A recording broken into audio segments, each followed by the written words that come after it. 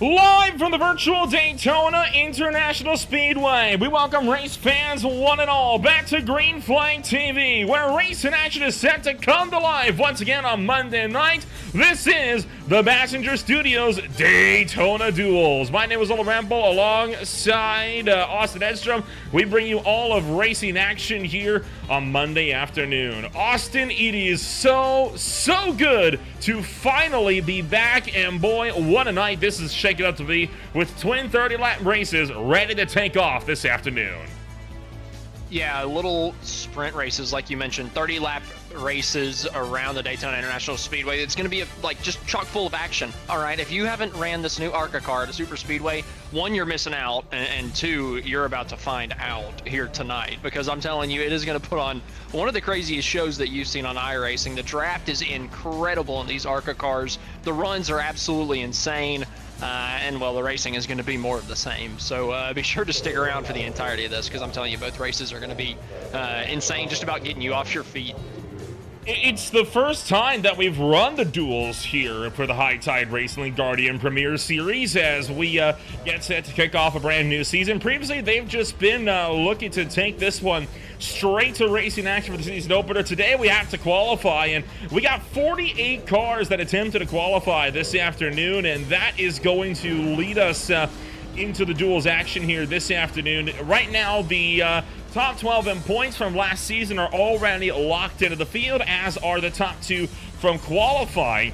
So that is going to lead us with 14 spots locked in, and everybody else is going to have to take on the rest of the field this afternoon. Bottom two from Duel 1 go home. Bottom three from Duel 2 are going to go home. We got a lot of new names as well getting set to take off this afternoon for us here, Austin. As well as that, a new sponsor comes on board with Guardian coming on for the High Tide Racing League. So new name, new season, and how about this as well, right? New car, as we will be rolling out in the brand new Archimate Arts cars for season number 4 of this Monday night series. Yeah, new names, new faces all throughout the High Tide Racing League, and it's all kicking off here tonight with the dual races like you've been mentioning. And just a couple minutes out from the race session kicking off, and I just can't wait to get it kicked off. I'm telling you, I think this is going to be one of the better shows of the season, maybe even better than the actual season opener next week with the bigger field. I just think that these smaller fields capped at about 24 cars are just going to be perfect for a little 30-lap dash to the end of this thing to be able to set the field. And there's a lot on the line tonight because, like you said, 2 guys in that first race going home, 3 guys in the second also going home tonight, so are not going to be able to compete in the race next weekend. So a lot on the line here tonight, and there's no fast repairs. So there could be guys that are, I mean, you know, household names in the High Tide Racing League that just barely missed out on the playoffs last season that definitely could miss the season opener next week. So got to watch out for those types of storylines watching out tonight. Let's break down the schedule going through the season. We kick things off here at Daytona for the duels tonight, and then the main season opener comes for the 250-mile run next week on April 7th. Then Atlanta Motor Speedway. Then it's a brief 1-week stop for Easter. Then we return at Bristol, followed by Darlington, Rockingham, Texas, and Auto Club. Versus 2 road course races comes on June 9th for the Mid-Ohio Sports Car Course. That's headed up by Las Vegas, Dover, Homestead, Richmond, Michigan, Phoenix, and the Charlotte Motor Speedway closes out the regular series season. Round of 12, we'll see Talladega, Road America, and Iowa. 3 wildly different racetracks. Going to be the big wild card round for sure in the playoffs. Round of 8 will be headed up by Las Vegas Auto Club, and then another trip back to Atlanta Motor Speedway, with Vegas also seeing a second hosted, and Auto Club as a matter of fact. And then the final 4 will take place on September 15th, 150 laps around the Homestead Miami Speedway. So once again, 23 events in total, 22 points races will be the order for us here this afternoon. Sounds like a pretty exciting season to me. They went all out on the schedule this year, going to tracks that I think race probably better on the iRacing service than a few that they decided to leave off. I know a lot of leagues like to go to, you know, a wide variety of racetracks, but I'd rather go to the absolute best ones out there. I think High Tide does a good job at kind of distinguishing between that, knowing which ones to go to, because they've got a good schedule lined up this season. And the thing that I love hearing the most at the very end of that, Homestead Miami being the finale, crazy how a couple of people at home just playing a racing video game on their computers can be better at running their racing league than the people running NASCAR in real life. But hey, that's what we're becoming accustomed to. So there is still a little bit of homework to do behind the scenes when it comes to the drivers' meeting. So we're still going to be about 5 more minutes before we will get this show fully on the road, right? But this allows us to kind of take a bit more of a look into some of the names coming into today, right? And of course, I think the big name coming into this one, Jaden Hobb, going to be running in the Nexus Esports 00 for Old School Racers starting next week. This driver has come in with force. He came in very late into season number 3 last season with the B-Class cars, made his mark early on. Several race wins, several extraordinary finishes, and Derek Watson and I, we were touting him as the big prodigy to watch entering season number 4. I don't think that has changed in the slightest. Jaden Hobb, he made his name last season, and now he looks set to be a title contender.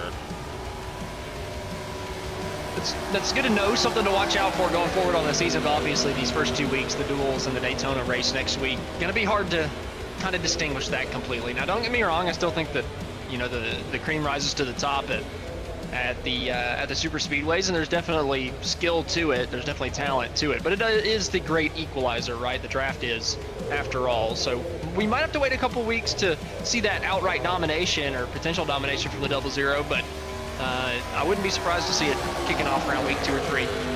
And let's look at some of the other big names coming to this one, at least with the rookie side of things, right? Matt Crocken for Rocky Mountain Racing making his first start in the series this afternoon. He currently drafts right behind Ethan Sikorsky. Other rookies entering duel number 1 this afternoon. You got Nicholas Coruscant, going to be running the number 40 Ford Mustang. Christopher Basinger will be looking set to make some of his first full-time starts since season number 1. Then, of course, other drivers like James Afal for the Pedal to Metal Motorsports, number 88 Chevrolet. Wyatt Walker for Hazen Boots Motorsports will be in his number 71 entry. Adrian Loya making his return after he made a couple of starts. Other drivers like Anthony Cameron making first starts this afternoon. Magnum Tate for MM Motorsports making his first start here as well. So there's a lot to be excited about, and one of the bigger names that folks that watch the Tuesday night series might be more familiar with, Jeremiah Hobbs, going to be running in duel number 2. Has made quite a few starts and some pretty big starts as well for the Tuesday Night Cup Series, and he's looking to make some of his first starts in the High Tide Racing League this Monday night. A lot of storylines that are getting ready to play out, or at least starting to get played out here tonight with the qualifying races for the main event coming up in 1 week's time. Nolan, do you know about how long we're doing the little warm-up session before we actually go into the 30-lap little heat race that we got going on for Dual Race 1? Well, last I heard was still finishing up the meeting, so maybe 5 minutes. That was courtesy of Dalton Kilroy, one of the main league administrators for the High Tide Racing League Guardian Premier Series. So that was received about 3 minutes ago. So I'd say we're 2 minutes or less away from getting racing action started. But going back into it, right, we talk about... We've had a lot of chances to talk about what's going to be taking place over the course of the afternoon, and I think it's worth noting that we talk about Jeremiah Hobbs, right? And sorry, not Jeremiah Hobbs, Jaden Hobb, and his ability to be strong. He was almost a full tenth of a second up on anybody in qualifying about 15 minutes ago. That's not nothing at a super speedway like this. That's incredible at a super speedway, right? You're finding something that nobody else knows about, and that's really what it comes down to. There are little cheesy ways you can qualify faster at every racetrack. It's different, the tricks that you do at every racetrack, be it a short track, a 1.5 miles, or a super speedway. And well, obviously he's just got it figured out. The super speedway's a little bit better than everybody else. Not quite sure what he was doing. If in hindsight, I wish I would have gone back and watched his qualifying lap to figure it out, because that probably would have been pretty nice to figure out exactly what he was doing on his out lap, to be able to do that on his main qualifying lap. But nonetheless, he just got a little bit more on the qualifying side, but I just don't think that's going to really matter in this race. I really don't. He's going to have the track position at the beginning, but at the end of the day, I mean, the runs are so huge in this thing. The lead's going to be swapping back and forth in my mind over and over and over again through both heat races. So I don't know, hopefully for him, he'll be, far enough up that he'll be in front of the trouble, but I really don't know. we'll have to wait and see. And then, of course, the top 12 from last season, all of the playoff drivers are locked in as well. So the drivers that are locked in outside of the top 2 in qualifying: Dalton Kilroe, Dustin Ping, Sean Williams, Ty Marasco, Scott Shire, Brian Dees, David Lakey, Michael Thorpe Jr., Benjamin Lacey, Bob Barry, Con Gibson, and John Osborne. So even if they finish in the bottom 2 drop spots, they'll still be locked in which case we're going to be seeing the next driver up being eliminated as well. That is obviously something we'll be paying attention to coming down to the end of this race. We'll have to be paying attention to those bottom 2 drop slots, and if one of the top 12 guys from the points last year are occupying those spots, and we'll end up figuring out exactly who's going to not be able to compete in the main event next week. I'm sure they'll get the call up if somebody can't make the race, but unfortunately for tonight, it's looking like they're going to have to be going home if they finish in the bottom 2 spots and then bottom 3 in the second heat race. Like you mentioned, it'll be a tough break for a couple of these guys. A lot of new faces to the league tonight. You would hate to get your season started off by missing Daytona, but unfortunately, a couple guys are going to have to be that person.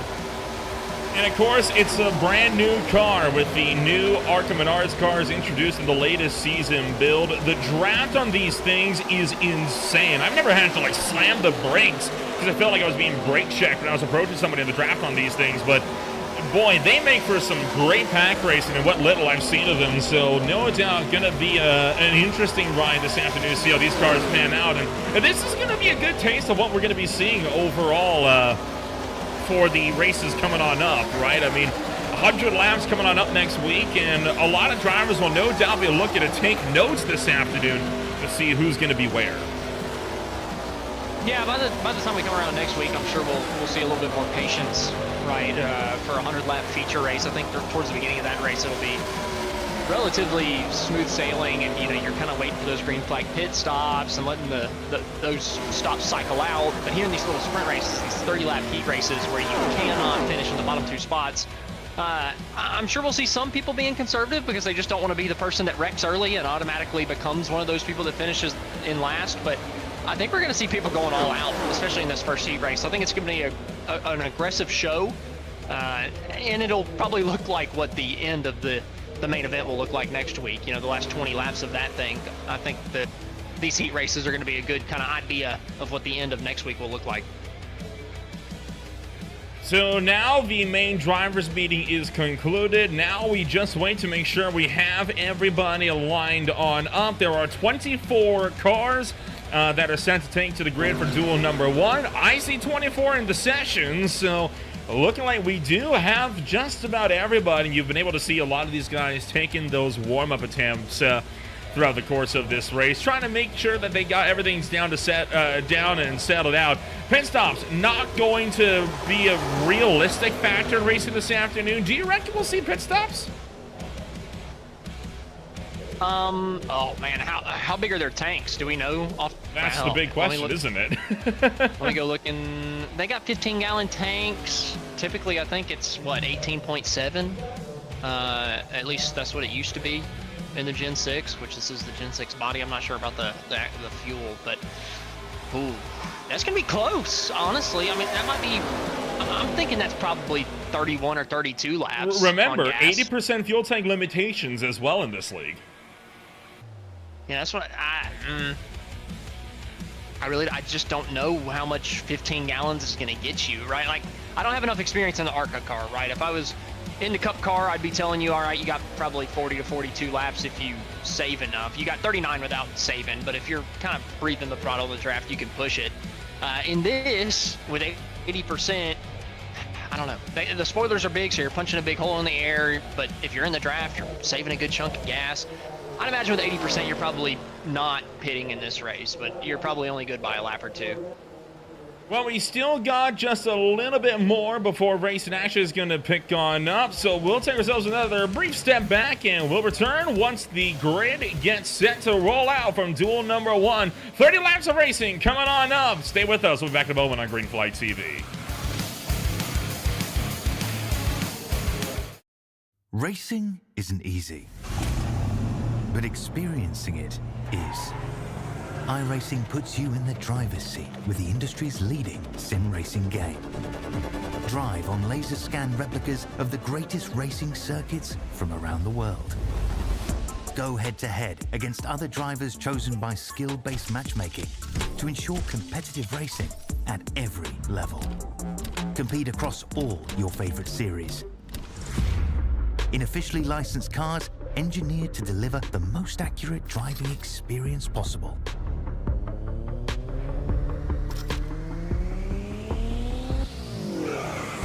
Join a race or host your own with players from across the globe. Race against the computer or in a league with friends. Feel the thrill behind the wheel. Visit iRacing.com.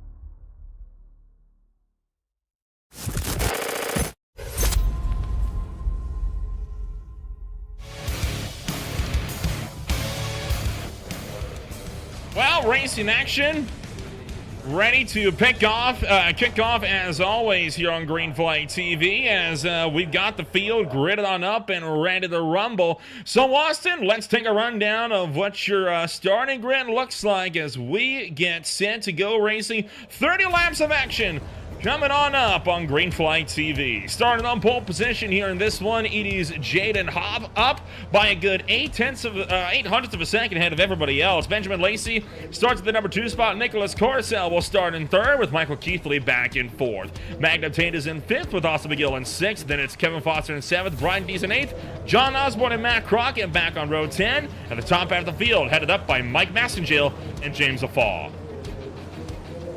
Lining up in 13th is going to be the 89 of Sean Williams with Christopher Basinger on his outside in 14th. Lining up in 15th is Anthony Cameron with Derek Paulson lining up in the 16th position.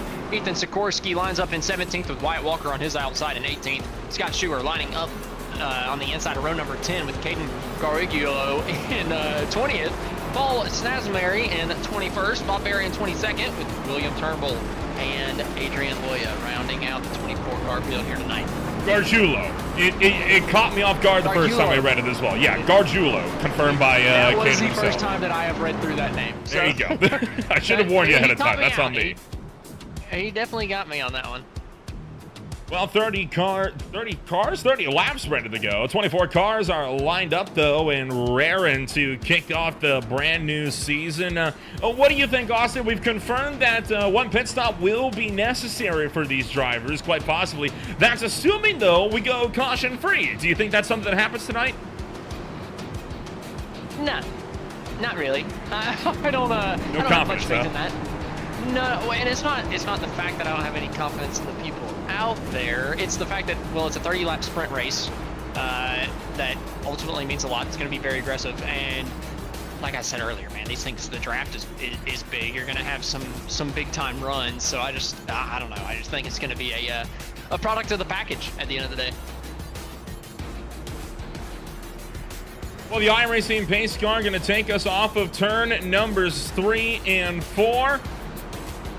And the brand new season of Monday Night Racing action ready to get underway once again as the iRacing pace car makes that left-hand dive into the pit road. We're happy you're joining us. The High Tide Racing League returns. It's go, go, go for Duel 1 at Daytona. All over the back bumper, the 00 coming down the short chute, down to turn number 1, but the outside lines lined up just as good. Benjamin Lacey with a huge shove down into turn number 1. That number 53 of Michael Keithley give him a really good push. The bottom line's a little bit better lined up for the first 5 cars, and then even further on back from that, mostly single file down at the bottom with the front 4 on the outside. Giving a good shove. Looks like Benjamin Lacey's going to be able to nose ahead for the lead, but not get clear down the back. Not quite clear just yet down the back straightaway. The pack still in lockstep, though, as we fire it into turn numbers 3 and 4 for the first time of season number 4.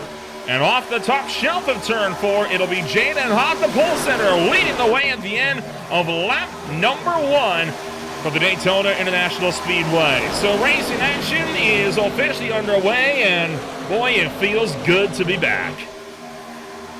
Jaden Hobb with a clean getaway to start out the season here in heat race number 1, or sorry, race number 1 for the Daytona International Speedway. And he's gotten a good shove so far from Nicholas Caressel here on the inside. That number 40 has been plastered all over the the back bumper of the 00, but here comes that outside line again. Huge run off of turn number 2. Lacey lagged back, got a shove from the number 53 through the center of 1 and 2, and down the back straightaway. They are moving.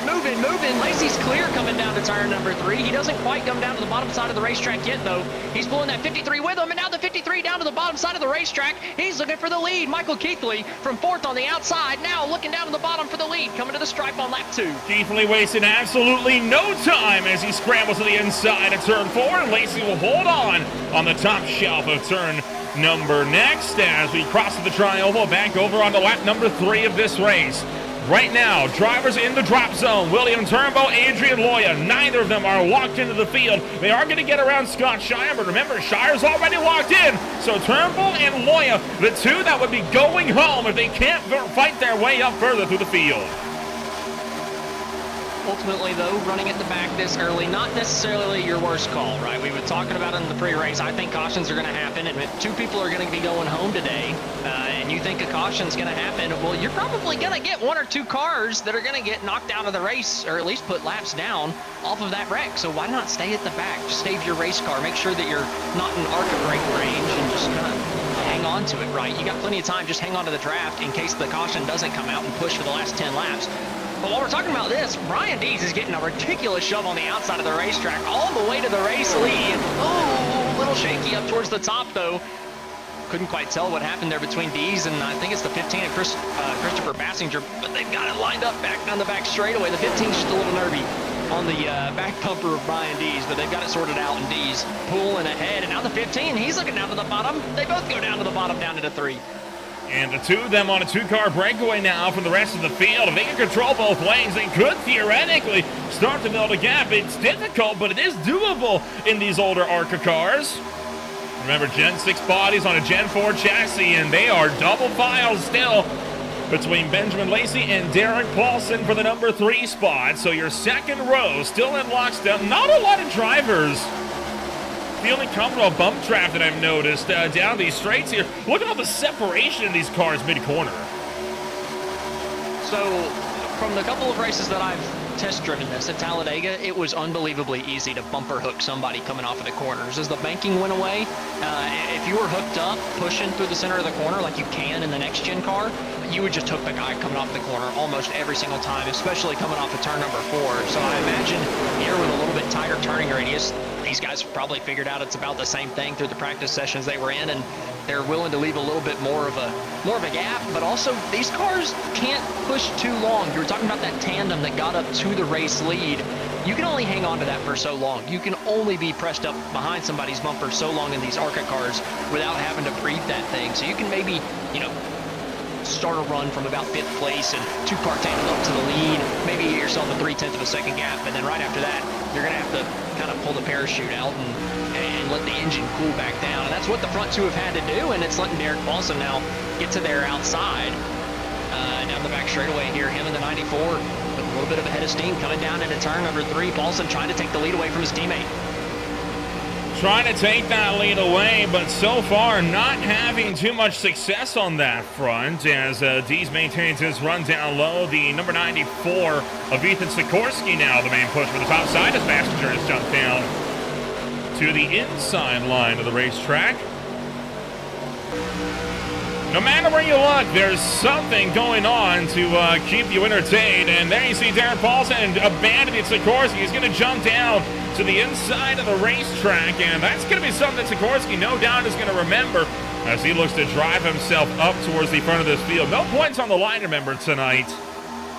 It's all the question of who's going to start where for the 250 on April 7th. By the way, a change of positions back here. Caden Gargiulo has lost the draft big time. He is hemorrhaging positions. He needs a caution or he is not making the show next week. Adrian Loya, the first car back in the drop zone. Looks like the 94, Sikorsky taking the race lead, coming across the stripe, ducking down to the inside of the racetrack. So looking at the 65, well off the pace here down the back straightaway, but ultimately, in the early going, I'm a little surprised, right? Only about the top 8 or 9 have actually kind of gotten themselves too wide, gotten to a racy mood, and everybody behind has kind of just been moseying on through, just riding, trying to get to the end of this thing, not really willing to risk anything. And now that outside line is absolutely plummeting down the back straightaway. A couple couple more cars ducking back out to the bottom side of the racetrack, just trying to stop the bleeding. And it's really just a single file freight train. And single file just about all the way back to this field, all the way back to about Anthony Cameron. Cameron right now running in the number 12 spot, and he is the lone runner on the outside. He is desperately trying to find some way to get to the bottom where he's dumped back to right where Adrian Loya runs right now for the Midwest Motorsports crew. So Loya gonna keep, Cameron gonna keep on the top shelf and should be able to get a hole in here right between Wyatt Walker and Kevin Foster. He's gonna do just that, so single file all throughout. And for the first time, we run it one by one down the Daytona Super Stretch in 2025. Lots of patience in the early going. I'm kind of surprised. I'm wondering if maybe the fuel numbers that we got from Dustin Pingling in chat were maybe just a little bit off, and maybe they're, just shy, so they're able to run in the single file line and save enough gas to make it to the end. So maybe we've got some people trying to stretch fuel. I could kind of see that being a reason why we would single file out. It's just, I'm shocked to see a single file out if it's any other reason, right? From what I've seen in dark cars in Talladega a week ago were absolutely insane. You couldn't get those things single file if you wanted to. Right here, right now, not so much the same story. Everybody just willing to kind of ride right now, and I'm confused on whether that is from just trying to save their race car, trying to make it to the end of the race, or if they're trying to make their fuel make it to the end of the race. I guess we'll just have to wait another 10, 15 laps to see if anybody actually ducks down pit road or not. It happened in the Eliminator at Daytona with the Speed Cup Series on Thursdays. A lot of drivers went single file like this. It was all about fuel conservation, and a lot of drivers about half the field ended up running out on the final lap. It's possible. It's difficult, but it's possible. I want to point out about this. We got in the few breakers to the pack here. 4-car breakaway for the lead, then 5th on back to about 11th or 12th. Michael Keitha just barely hanging on, and then Jaden Hobb heads up everybody else back to Adrian Loya and Scott Shire. But some noticeable splits in the pack here, and this could very well be from different drivers. What is going on back here? It's Cameron getting shuffled out of line, it looks like, by Austin McGill. Yeah, a little bit of shuffling. If you can find any opportunity to kind of get to the inside of somebody, if they wash up the racetrack ever so slightly, take advantage of it. Try to do whatever you can to hang on and take that advantage, but we have started to see a little bit of a split here. The top 4 got single filed out and hit push away from 5th on back, right? They got a little squirrely back here, getting side by side, not even for the 5th place position, for spots further back, and they have just continued to plummet, right? These top 4 are gone, putting about 2nd a lap on these guys, it feels like, further on back. I don't know what in the world they're doing in the top 4, but it is significantly better than 5th on back right here. I mean, these guys racing, it's not even like they're side-by-side racing super hard, but they're just losing way more ground than you would expect. In fact, it's more than a second a lap. It's more like 2 seconds a lap. They were running 47.5s. Everybody behind was running 49s.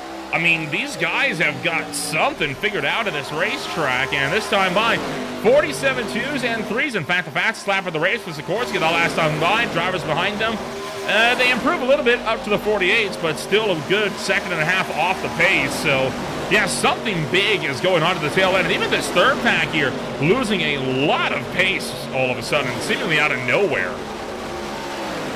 Now, again, this could be for fuel saving. The 2nd pack is going 80% throttle or something.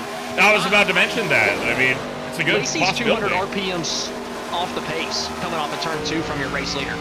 They're both leading their respective packs, and he's 200 RPMs slower than Ethan Sikorsky. I don't think that's, from a lack of, it's definitely from a lack of pushing, right? But it's not from, them not racing at 100%, right? He is absolutely fuel saving to the max, even leading that pack, I gotta think. But I don't think the front 4 are. So you see the RPMs for Nicholas Corcel there, about 7,200, slowly climbing, and meanwhile the race leaders, they're running about the same, so looking like the pace might be picking up here a little bit more, but that is because you got another pack starting to form in that secondary train here. Corcel right now pushing Sean Williams, and meanwhile Anthony Cameron, Jaden Hobb, and more have dropped even further down off the tail end and trying to find one of these onboards. There we go. Yeah, still running about 7,000 or even under that, backing off to around 6,600 thereabouts. That's fuel saving right there. Oh yeah, for sure. Right now, that's some fuel saving. Some of these guys in the second pack are, I think some of them are kind of not completely committed to it. You did ride on board with somebody that was, getting up to the 73, 74 range entering turn number 1. If I'm fuel saving, that's a little bit higher than I want to go, but the other onboard you checked, and like I said, I checked Lacey, they were a good 200, 300, even 400 RPM off of what the leaders were doing, and they're now 5.5 seconds off of that pack. So I just think that second pack is mass committing to the fuel saving early. Is it something that this pack is going to give up later, or are they going to just split the stage in half? I don't know. I'm interested to see how the fuel works out. Oh, well, here we go. Splitting it in half, at least for your race leader and 4th place of Magnum Tate. Both of them coming down pit road. So Sikorsky and Tate will both be down and into the pits. Matt Crockett comes in as well for the Rocky Mountain Racing Crew, but he is the only one in that pack that comes down the pit road.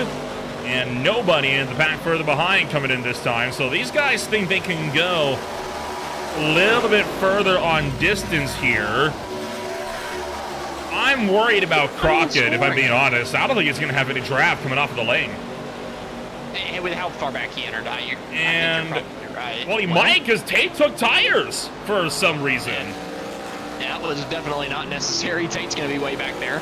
Right now they're all spread apart, so that is not going to work out for them whatsoever. But take a look up at the timing and scoring. This is going to tell you everything you need to know about the fuel saving. Paulson and Dees, ever since they lost their 2 drafting buddies, you would think, okay, they're going to fall into the rest of the pack. No, they've actually gained another 1.5 seconds in the last lap. So the second pack, absolutely fuel saving. Now, there's a couple guys in there, obviously can't make it because they're deciding to come down pit road. We saw one of them at the back of the pack last lap. We see 2 more coming down here, trying to let the strategy play out by pushing as much as they can, but being stuck in that second pack doesn't work out for them if they're going to be pitting. The only way it works is if you're somebody like Paulson and Dees being 10 seconds ahead, and then a bunch of other guys actually do run out of fuel. I don't know. From what it looks like, with how much they're gaining right now, Paulson and Dees, only a 2-car tandem, they've got to be 3 or 4 laps short of gas at the start of this race. And they have both just decided to come down the pit road this time by. So your top 2 are in. That will promote Basinger into the lead of this race. They decided to pit right around the halfway mark. So Paulson is in. And we're watching for Ethan Sikorsky, the guy that was running in 3rd place. He is right now middle of the back straightaway. And it's a big question mark if he's going to be able to catch them. Pit stop times in terms of Dees and Paulson. Paulson was 7 seconds. Brian Dees a second quicker than him on the lane, but that means a lot of separation between the 2 of them. And no help with the draft, as here comes the former 3rd place runner off of turn number 3. They needed 6 and 7 seconds worth of gas. Well, that's how much they took, at least. One driver did take 5.8. That's a lot, though. That is a lot of gas whenever you're thinking of how much these guys that are planning on not pitting have to save, right? If they took 2, 3, 3.5 seconds of gas, I get it. I can totally understand saving. 6 seconds of gas is what we're having to save? Oh, well, here comes a couple more from that second pack. Christopher Basinger coming down with a couple other guys. I still think a good chunk of these guys are trying to fuel save to the end, but 6 seconds of gas is a lot. Benjamin Lacey, Wyatt Walker in as well this time by. Oh, and Walker misses the box. He has to back up into it. So big mistake there for Wyatt Walker for the Hazen Boots Motorsports number 71 Chevy, as he is going to work his way now off of the main pit road. Meanwhile, Nicholas Coruscant jumping up to the top side. Nobody wants to be the race leader right now because everybody's trying to save whatever they can muster. Exactly. Everybody's just pulling out of line any chance they can get. I mean, if they keep pulling out of line like this, Dees and Paulson might just run them back down. They're only 15 seconds back, even though they've done a pit stop. 12 seconds back, even though they've only done a pit stop. If they pit and somehow catch these guys and beat them without them running out of gas, that's going to be insane at a super speedway of only a 30-lap race. I can't wait to see what Dees and Paulson are actually able to do with this strategy towards the end of it, because they are going full tilt right now, cutting into the lead lap after lap by seconds at a time, and nobody actually in that main pack wants to lead the main pack. I mean, Miguel has an 0.8 of a second lead. When do you ever see that at a super speedway? Currently, Wyatt Walker, the driver that made that pit road mistake, he finds himself all the way down in 23rd, and James Afaw is down in 24th, so they are the two cars in the drop zone right now. So Walker and Afaw could very well be the first two out. It'd be a shame, right? Two rookies that were looking to have good starts at the duels end up being down and out early in this one and not even able to make the season over. That'd be a real tough break. Jaden Hopp looking like he's fading a little bit as he's going to chop to the back of his own little 4-car train. We got 10 laps to go in the meantime. Austin McGill out by 1.5 seconds all by himself, unassisted. And that again, that is all because these guys are lifted out of the throttle. They are not running full tilt down the back straightaway. I've never seen this in my life. I've never seen one guy pull 2 seconds out on the rest of the pack. And look, you got to think about it like this. Like I said earlier, I mean, whenever I last talked, it was about Dees and Paulson, and they were 11 seconds back. They're 7 seconds back now. And if you take out the fact that McGill is 2 seconds out on an island by himself, they're only 5 seconds off of second place. Dees and Paulson are in the driver's seat, and they just came down pit road. I mean, that is ridiculous. They are catching this pack at a ridiculous rate right now because they just can't make it. So Brian Dees and Derek Paulson in the catbird seat to make some pretty good starting positions here. And Duel 1 looking like it will go caution-free this afternoon, at least for now.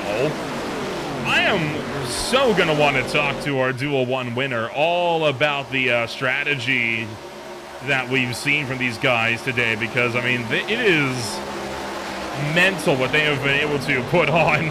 And, I mean, it's been great, right? I mean, the racing has been phenomenal all day long. Here they come. There they go. Around the outside, like everybody else is just sitting still. Here we come. Here comes the freight train around the outside. Just 2 cars passing everybody else like they're freaking standing still. I mean, they pitted 5 laps ago and they passed everybody already. That is ridiculous from Dees and Paulson. And one of the beautiful things about the heat races that's a little weird, you go into the first one not knowing what to expect. What should you do on the strategy? What should we do? And here comes a pass for the lead. Dees around for the lead on McGill as everybody else still saving. But now we know going into the second heat race, if anybody from that second heat race is watching, okay, we got to pit. You got to go full tilt the entire time pit because you cannot make it on gas, at least not fast enough. So the second heat race is going to be totally different, right? We had mass saving at the beginning of this one. The next one is, hey, go full tilt the whole way. You need the track position. And I think James Afaw I think Austin McGill has realized his mistake, because all of a sudden that 2-second lead he had over this pack evaporated because now he's lifted out of the throttle. Wanted to get back in line. He wants nothing to do with being out by himself with no drafting out whatsoever. So McGill's going to have his Duel 1 being compromised. Oh, no. While Dees and Paulson are running away. That could be a mistake that costs him a starting spot in the race tomorrow. Because if he runs out of gas, everybody's on the lead lap right now. Nobody's wrecked out. So if you run out of gas, if you're one of these guys that have not pit, and you run out of gas, you're missing the main event. That's what what this heat race could come down to. The 2 guys that miss it, it could just be on fuel strategy. So that's the real story right here, especially with McGill not saving fuel for those couple laps. We know McGill, really, really, really fast driver. He very well could miss out on the season opener from a little bit of a strategy mishap. Matt Crockett and Ethan Sikorsky rip into the front of the field, and Bob Berry wants a hand in this as well. So more drivers starting to hit that limit where they are good to go the distance on fuel, and they immediately turn up the pressure as the laps continue to run out. It's 5.5 laps to go now, but that is still a long time at a super speedway, and a lot can happen, especially in a fuel game, in that short span of time. Here comes 2 more. That is Massengill and Tate driving to the point. I feel like the only guys that can feel safe right now are the ones that pitted, right? I mean, they got to feel like Superman. I mean, look at them just pushing around the outside. Don't even worry. I mean, just not even a worry in the world, right? The top 7 have all basically, if this thing runs green, locked themselves into the main event here, right? They've got enough fuel to make it to the end. They do not have to worry about a thing, and they're going to have some pretty darn good starting positions, right? All of them are going to be starting in the top 16, in the top 15 in 1 week's time.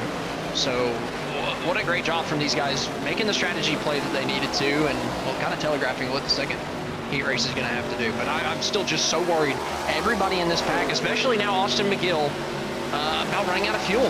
Who's going to be the surprise that misses the season opener because they run out of fuel in heat race number 1? I want to point out, by the way, lap times overall, the fastest laps of the race set right at the start. We were hitting 47.3s. That was right around when the fuel saving started. Right now, this pack running 52.8s. That is how much we've slowed it down. They are 5 seconds a lap slower. Some of these guys are punting around at under 180 miles an hour, whereas the leaders were running as high as 194. That's insane how far off the pace they are. And I mean, you can see it in the timing and scoring from the race lead, right? Dees and Paulson way out in front. There's a couple other little tandems that have gotten through, right? Sikorsky and Crockett, another tandem that got through way later than Dees and Paulson. Massengill and Tate, another little tandem that got through, and it looks like Barry tagged on with them as well. But everybody from 8th on back, all of those guys, fuel saving to the max, and it's become a 17-second gap that they now have down on people that have gone down pit road, right? They have stayed stationary on the racetrack, went down pit road at 60 miles an hour, and they are 17 seconds ahead of you. I mean, that's got to be a terrible feeling. Caden Gargiulo could not make it, and the 65 forced the nail to pit road. He couldn't go the distance, and that is the break that Wyatt Walker and James Afon needed. If they've saved enough fuel, this will allow for these two drivers, one of them, to get out of that bump spot. Oh, Caden's going to need somebody to run out of gas. He's been passed by both of these guys, and like you said, now those two that just passed him, one of them's going to get bumped and one of them's not. So it's now the transfer spot is now a race between Walker and Efa. Oh boy, that's going to be a race to watch coming to the line, but we got 2 laps to go in duel number 1. Who runs out of gas, Nolan? Who runs out of gas? That's the question. It's a fuel game. I'd be so nervous if I hadn't pitted right now. Even if I felt like I was like 0.1, 0.2 to the good, I'd still be so nervous, just sitting here shaking. These last couple laps. Fuel mileage races at Daytona are something else. By the way, Nicholas Carousel speed dipped to a 165 coming down to the turn 1 that last time by. We are backing it up by about 25% speed. Meanwhile, white flag in the air for Brian Dees. Duel 1 goes caution free. So a couple little battles, and also Cam Paulson gets side by side with Brian Dees to start 3rd place in that Daytona race. Right now he's trying to build a run. Look at him running 1 lane higher, now cutting through the draft down in the bottom, trying to get a straighter run on to the straightaway. Now looking to the outside, he's got the run on the 17. Looks like Jaden Hobb couldn't make it. Jaden Hobb's out of fuel. He's in a pit road. Oh no. So Hobb's in a pit road. No, he's not. He didn't make the playoffs last season. He qualified first though. He did. You are right. So Hobb is in. Brian Dees will be able to come off of turn number 4. Dees takes the win in duel number 1. And Bob Berry's out of fuel. He is coasting around turn numbers 1 and 2. That could be the break that gets Wyatt Walker and James Afon in. They're going to get around him. Both cars are in. Bob Berry is out, and looking like it'll be Berry and Gargiulo, the 2 cars that are going home. Everyone else trickling across the line. Austin McGill is out of fuel. He's down on the apron of the racetrack. He's going to lose a bunch of spots and drop down several rows, but he is into the show. Cameron is out. Shire is out. Adrian Loya is out. Here comes Walker and Afon. They will pick up 20th and 21st, the last 2 spots. And Bob Berry and Caden Gargiulo not going to be able to make it. Both of those cars are out of gas. Wow. You were talking about Jaden Hobbs qualifying, and I was like, it's not going to mean much because, you know, it's just the heat race, yada, yada. Well, it ended up meaning a ton because he would have been knocked out of the main event in a week's time if he didn't have whatever he had figured out in qualifying. So good on Jaden Hobbs for laying down that qualifying time. But, hey, how about Brian Dees and Derek Paulson? The right strategy at the right time, able to just run away from the rest of the field. Credit to Paulson. He really did try. Wasn't quite able to get the job done. Bob Berry still stranded over there in turn 4 with cars out of fuel, and then looks like the driver of the number 8, who is fully locked in, that is Kevin Foster, gonna help push Bob Berry around. Now Bob Berry, holy cow, I've just realized something. Afa is still out. Bob Berry was locked in from the playoffs last season. So James Afa will not make the call. It'll be Gargiulo and Afa going home. And Bob Berry can thank his lucky stars for that one. Wow, wow. I did not even see Barry on the... he went out in the round of 12. It oh. was one of those drivers that kind of lucked his way into that round. And there we were. Well, hey, whatever happened at the end of the last season, it's now gotten him into the main event. So congratulations to Bob Berry there. And crazy, we ended up having 2 provisionals being used at the end of this one. Taking a rundown of the official post-race results this afternoon. Brian Dees, Derek Paulson are in. Ethan Sikorsky is in as well, with Matt Crockett, Benjamin Lacey, John Osborne, Christopher Baxter, Magnum Tate, Mike Massengill, and Paul Satmary closing out the top 10 this afternoon in duel number 1. 11th was William Turnbull, Kevin Foster in 12th, Sean Williams 13th, Nicholas Coressel in 14th, Michael Keithley 15th, Austin McGill running out of fuel but still finishing in 16th, locking himself in, Scott Schuer in 17th, Adrian Loya 18th, Anthony Cameron in 19th, Wyatt Walker in 20th, with your first person missing the race next week being James Afal back in 21st. The next 2 locking themselves in on provisional, Bob Berry and Jaden Hopp, and then the second car missing out of heat or dual race number 1 is Caden Gargiulo after he had to pit late because he could not make it on fuel there at the end. So unfortunate for those 2 missing the main event next week, but man, we still got one more heat race. We sure do, but before we get to that, we're going to be able to take a rundown and give a chat with Brian Dees, the driver that comes home this afternoon. It was a wild ride for Brian Dees as he takes home duel number 1 with the win. Brian, fuel strategy was the name of the game this afternoon. You and Derek Paulson played it to perfection. Talk us through this 30-lap duel this afternoon. What fuel strategy? I guess true in your case. We didn't even realize that was even a thing until we started pulling away from the pack. And then we realized, oh, I guess people can make it.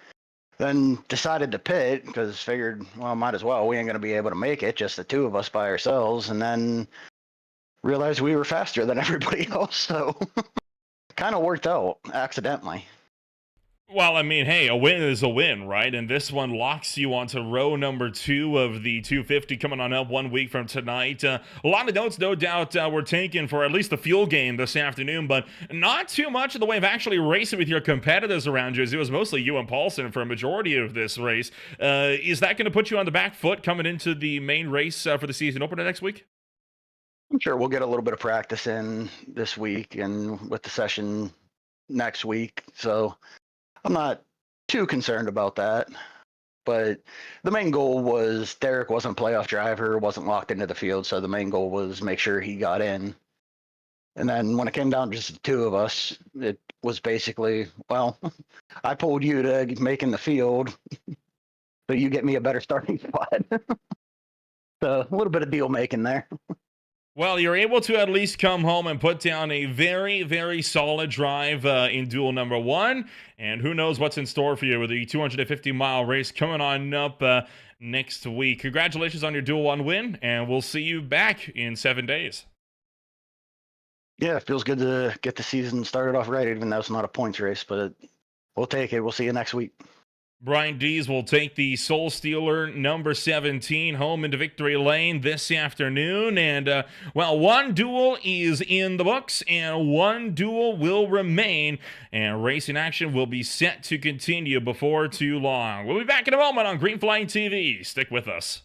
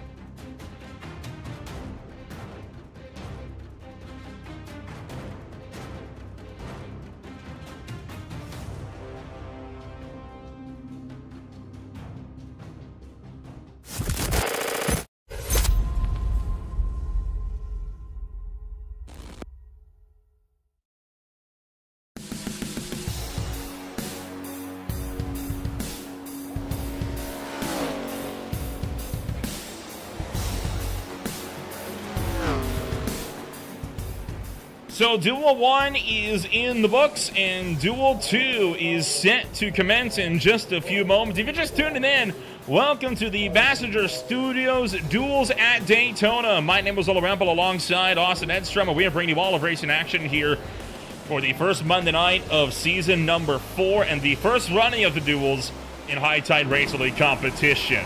So first 30 laps was filled with plenty of fuel strategy galore.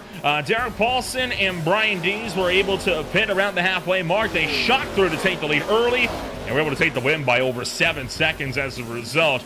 Duel 2, now that drivers have taken notes, though, do we think it'll be more of the same, or do we think some drivers are... So the way I see this, Austin, there's 2 ways to go about this. You either start that fuel saving right out of the gate, and then you might have a chance to average out the pace, or you're suggesting go flat out, pit around halfway, and you get to go to the end. I think with how much time Dees and Paulson won over the field that did not pit, right? It was 20 seconds that they beat the guys that did not pit by. I think that everybody in this heat race is going to know, okay, we got to go all out, and we've got to have track position. We need to try to pit from the front, and we need to try to hold on to the front the entire time. I think that, you know, if you watch that first race, you know, okay, the fuel saving strategy is just slower. Just plain and simple. I mean, it doesn't take a scientist, right, to figure that out after that first duel race. So I really feel like everybody in heat race, or excuse me, duel race number 2 is going to be pushing a little bit harder. Don't get me wrong, there's still going to be people saving and just trying not to wreck their car early on, but I don't think it's going to be the fuel saving that we saw in the first one.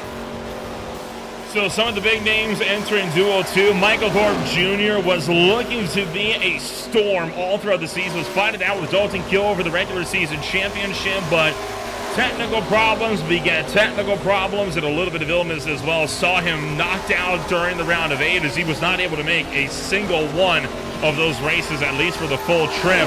So Thorpe coming in with a vengeance, and he doesn't have anything to prove. He's just got to find some kind of redemption over the horrid end to his last season. The rookies entering this one: Max Porter back in 8th, Kevin Coburn right now 9th in the warm-up sheets.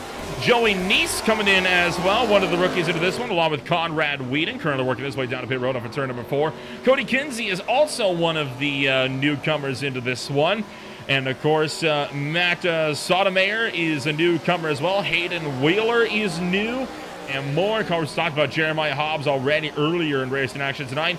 But, of course, the big name already locked in, Aaron Smith, not running the usual yellow cars that we're used to seeing out of this number 70, as Aaron Smith qualified 2nd out of the qualifying order about an hour ago. That's going to take some getting used to. I've seen Aaron Smith running this sim for maybe 7 years. I remember that name from whenever I first got on this sim, and I don't think I've ever seen him run anything other than a bright yellow car. So that's a little weird here tonight with the white number 70. But like you said, he locked himself in on qualifying time here tonight. He was the 2nd fastest qualifier. Going to be starting on the pole for dual race number 2. So we saw that, you know, locking in from qualifying time pay off for one driver already tonight. Might happen again here for Aaron Smith if we get the fuel saving. But again, I don't think that's going to be the story of tonight's race.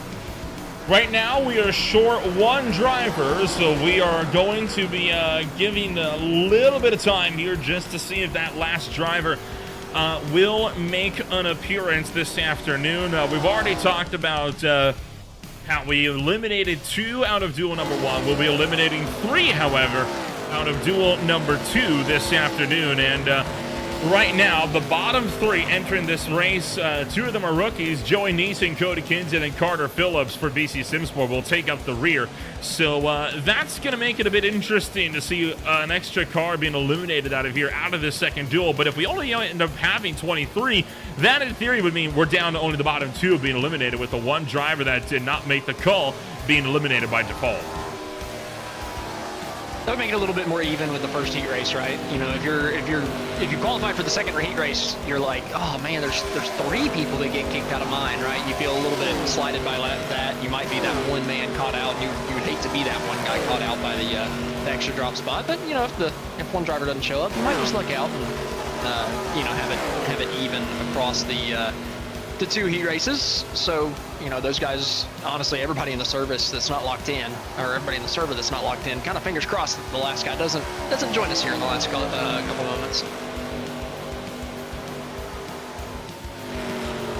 Well, in the meantime, while we are waiting for the last few drivers to grid on up before we get to racing action here this afternoon, going to give a quick rundown of what's coming up over the next little while here on Green Flag TV. Tomorrow night, the OMS World Cup Series takes off to the Kentucky Speedway at 8:45 p.m. Eastern Time. That will kick off the month of April. It's a brand new series being welcomed to the Green Flag TV roster as the PSR Sim Game and Expo Truck Series gets set to take off from Talladega Super Speedway on Wednesday night for the Goodyear Commercial Tire of Fort Wayne. 2:15, 75-minute timed races on Wednesday night. Join Derek Watson and Evan Pasoko with all the action at 8:25 p.m. Eastern Time. And then the Speed Cup Series out at the Darlington Raceway. Scott Rankin and I will be in the booth to bring you more action on Thursdays at 9:15.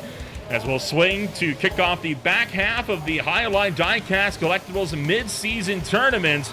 Round number 4 of that will also be at the Darlington Raceway. SRA is back for more on Saturdays. And Austin, you're back at the booth on Sunday for the Classic IndyCar Series for Race 2 at Mobility Resort Motegi at 2 o'clock p.m. Eastern Time.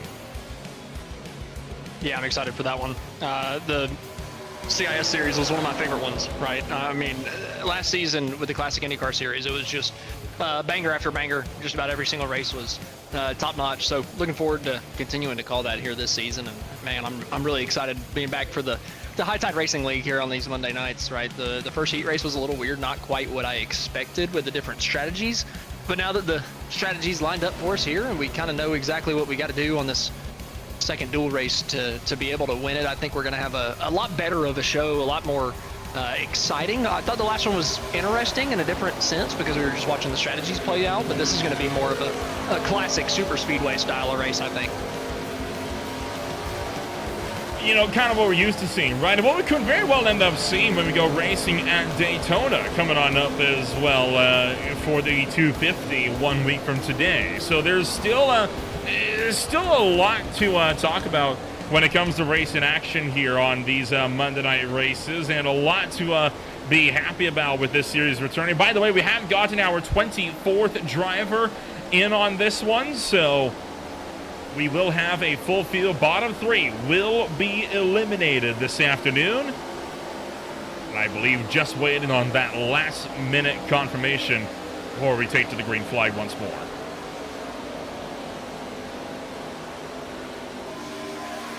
Just waiting to make sure that last driver is getting fully connected to the service before we actually get the whole field gridded up. Oh, hello. But again, now Nick Nickerson just blew the motor trying to push one of the cars, overheated that car. So engine 10, but apparently still something to worry about here in the ARCA cars.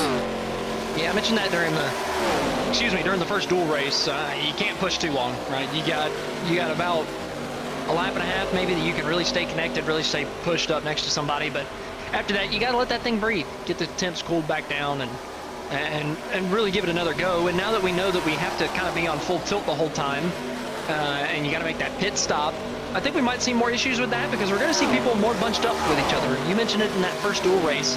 Everybody was very spread out, given a lot of room.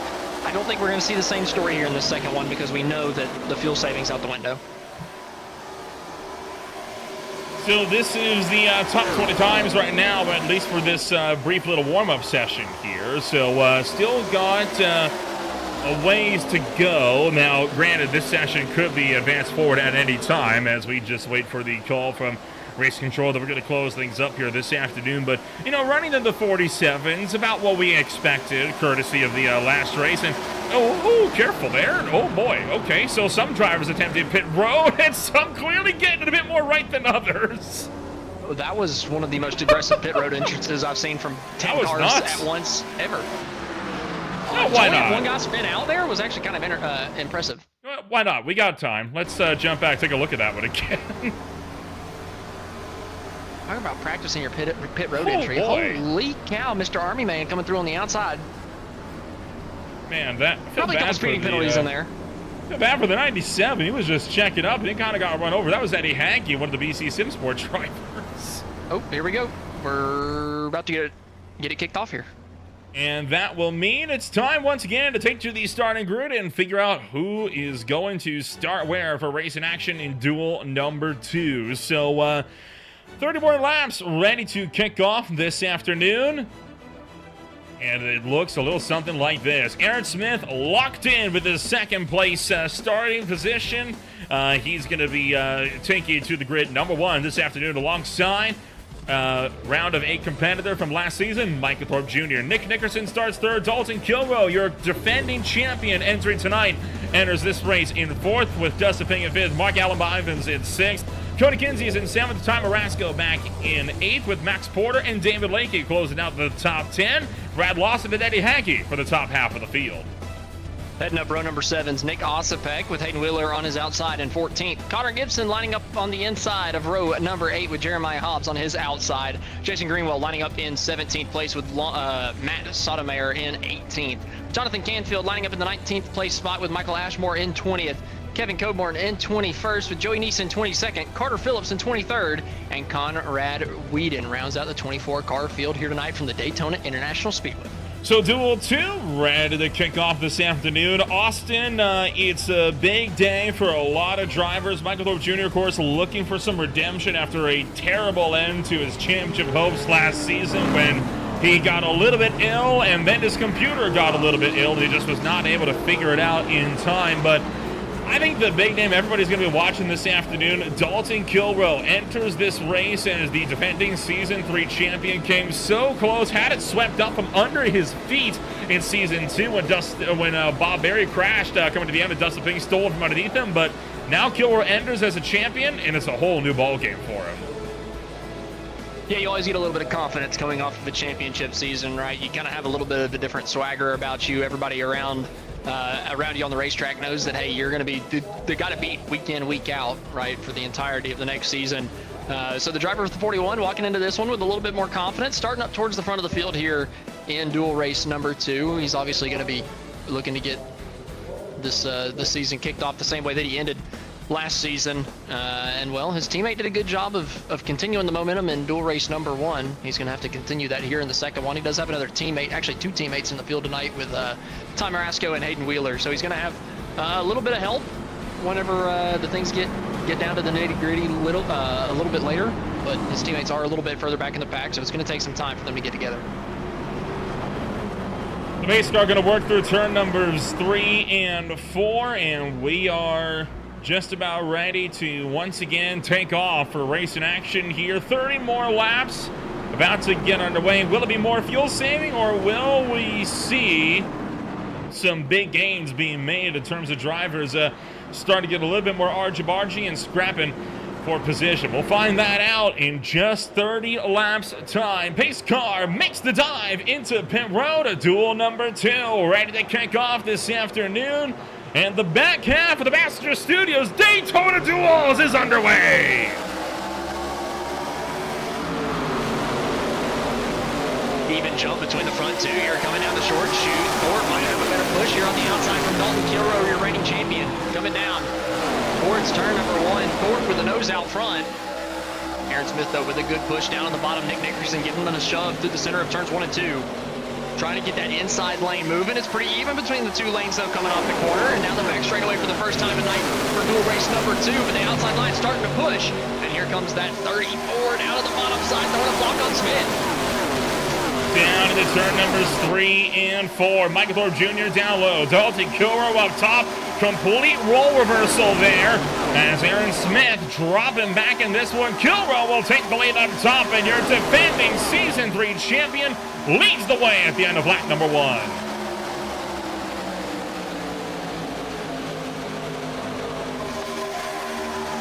Towards turn number 1, Kilrow with a big shove on the outside of the racetrack. Mark Allen Bivens all over the back bumper. Ty Marasco, though, already up from the 8th place position, looking down to the inside. He could get hooked up with his MFRD teammate here, Dalton Kilrow on the outside, but the inside line actually drops anchor coming off at turn number 2. Not enough momentum. Ty didn't get the push as soon as he came down, and the outside line ends up surging. But that inside line is kind of accordioned up, and they're going to come forward as the top 2 here, or 2 cars on the outside. Jump down to the bottom. Bivens, he wants the race lead. He's going to jump down in front of Ty Marasco with one other. and they're going to have it off of turn number 4 coming back to the stripe. No fuel saving right now in this one, at least not for now. Bivens takes the lead for the Young Gun Motorsports crew. Ty Marasco up to the top shelf trying to get around David Lakey down low. And overall, while there's been a lot of position changes, a pretty tame start to this race. Nobody pulling any sort of overly crazy moves yet. Emphasis on yet. There's a lot of race to go. I would argue it's been a well-mannered 2x2 affair so far. Not any terrible blocks, but there have been a little, some minorly aggressive blocks out there, but nothing too crazy. But this is a little bit more what I expected, right? Some 2x2 action, people pushing each other towards the lead, and not much fuel saving. You see people swapping lanes time and time again. Down on the bottom side of the racetrack, that's, I believe that's Gibson trying to make up some positions, but they're going to be stuck side by side for the 3rd place spot. I was saying just a minute ago, I thought it was going to take some time for the MFRD teammates to get hooked up here, but it took them 3 laps, and they're already 1, 2, 3. 1, 2. Remember, Hayden Wheeler, not a part of that organization, I don't believe. He's buddies with them. He's associated, but probably not officially on the team. Close enough. Close enough at Daytona. Exactly. And that's all you need, right? Just one extra person. Shout out that's going to be willing to help you. Shout out to Max Sotomayor here, already up 14 spots, make it 13 now in just 4 laps. How the heck did he get there? Hey man, it's this draft. I said it in the pre-race to dual race number 1. These things have an insane draft package where you just get huge runs. You can make crazy moves. It gets tighter up towards the front of the field, but you can still make the slingshot moves work. And here comes that inside line again. Jason Greenwell with a head of momentum. Huge freight train down on the bottom side now with the 31 pushing them through 2. 2 cars getting clear from the bottom after they were nowhere to be seen just about a lap ago. And now Marasco getting passed by almost 3 of them down the back straightaway. Jason Greenwell plus 16 on the day so far. He's going to take to the lead. Connor Gibson, the main pusher, up 13 for the Canadian Tire Chevy Impala. He runs the bottom side of the racetrack. Is that an Impala or is that just an SS? I don't know my Chevys all that well, I'm going to be honest. I think it's an SS. Yeah, this is the Gen 6 body, so it's the SS. Rasco up high, Greenwell down low. Kilrow, Gibson running 3rd and 4th. Eddie Hagge. And Hayden Wheeler up top. Still making tracks. A lot of position swapping going on early on. Right now, the bottom 3, Ashmore, Canfield, Osapek. The 3 on the bump line, but Conrad Whedon is in danger of being involved in that group. Yeah, but knowing that we've got that pit stop, ultimately it's going to come down to, does anybody get a penalty coming down to the green flag pit stops? Does anybody get spun out coming down to the pit entry, right? We've seen it time and time again. You know, what are the problems about pitting under green at super speedways? Everybody pitting at once, people on top of each other, causing people to enter pit road too fast or entering it sideways because somebody got in the back bumper of somebody. So, who misses the field tonight very well could come down to who misses pit road on lap number 15. So only time will tell. We're about 10 laps away from whenever we saw people come down pit road last dual race. But, we'll wait and see. Probably 10 to 15 more laps. I really do think at least one person's probably going to miss out due to some type of pit road mishap.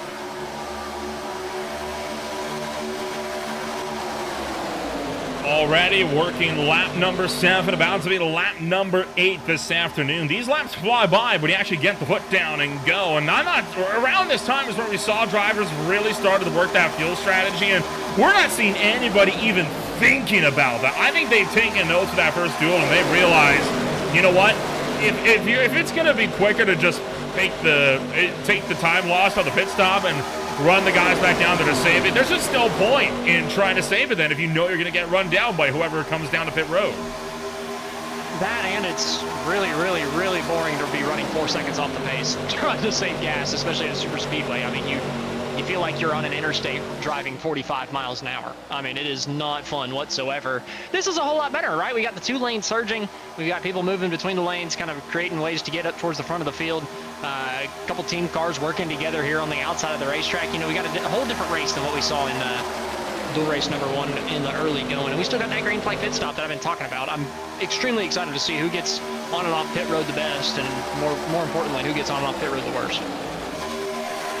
Right now, very tail of the field, Michael Ashmore, the number 98. He has only one win in his high-time racing league career, and Austin, you and I both remember this one very well. It comes from the Season 2 race here at Daytona, back in the Gen 4 cars with that wild 4-wide pass for the lead coming out of turn 4 when the field crashed and was at the back. He started dead last in that race, and he's fought his way to the front and was able to tank it by just the skin of his teeth in one of the most wild finishes we've seen on Green Flag TV. Right now, though, he's got to do something because he's at risk of not making this race at all if he stays there.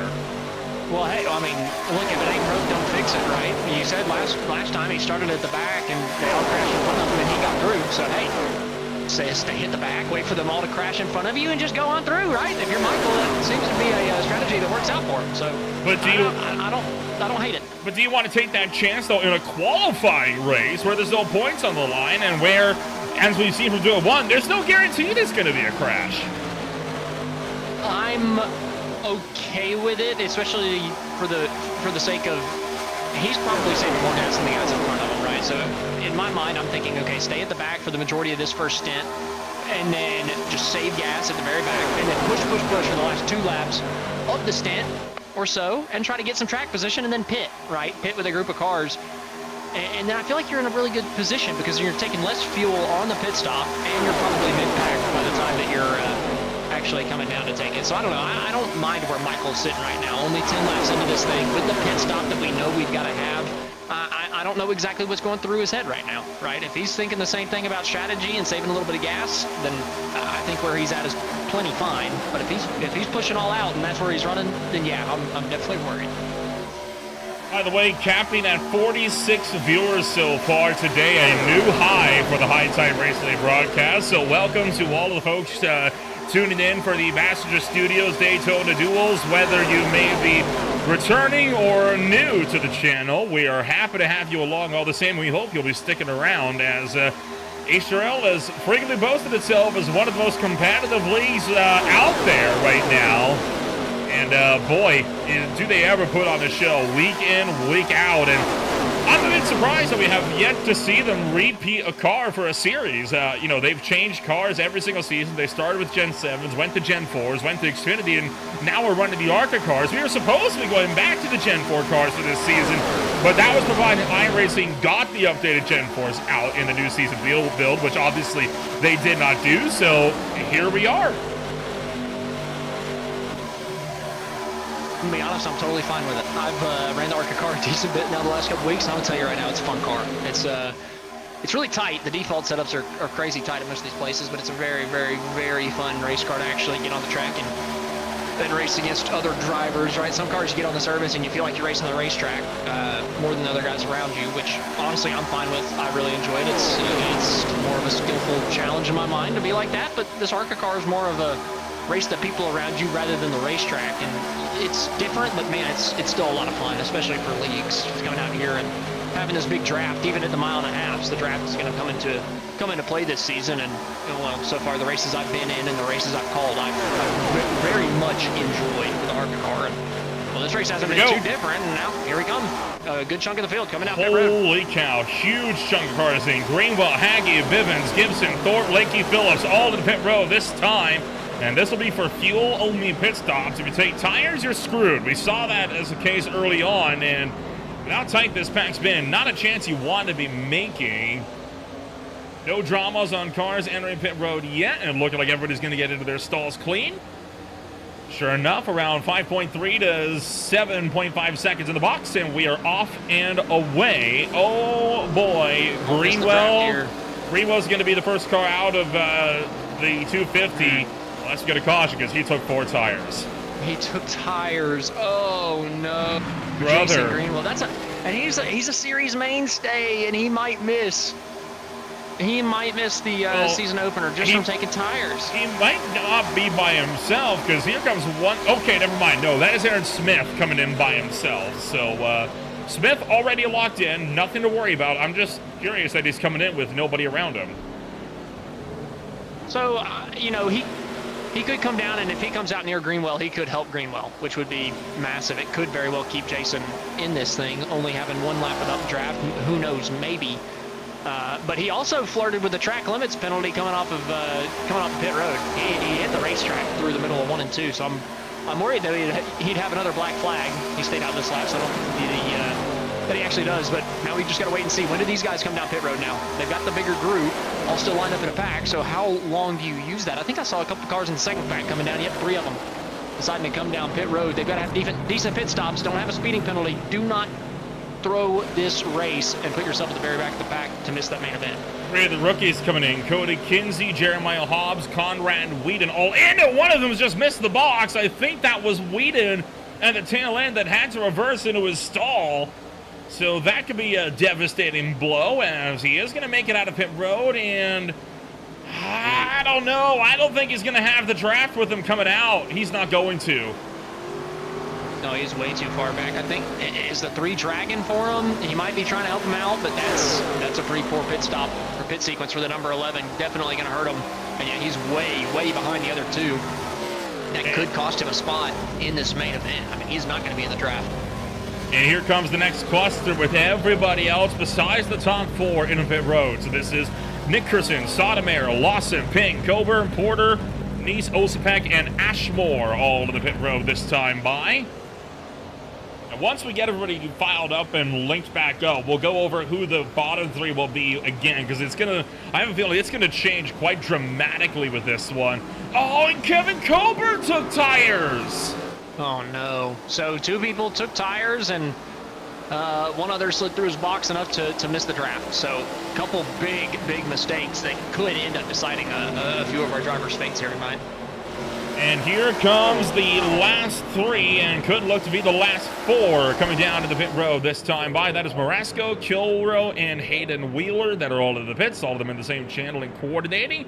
And Jonathan Canfield by himself will be the last car in. So that is it then. We've got everything lined on up. You can see drivers trying to get up to speed here, while those that have already come down the pit road are quickly making tracks by flying up and around them.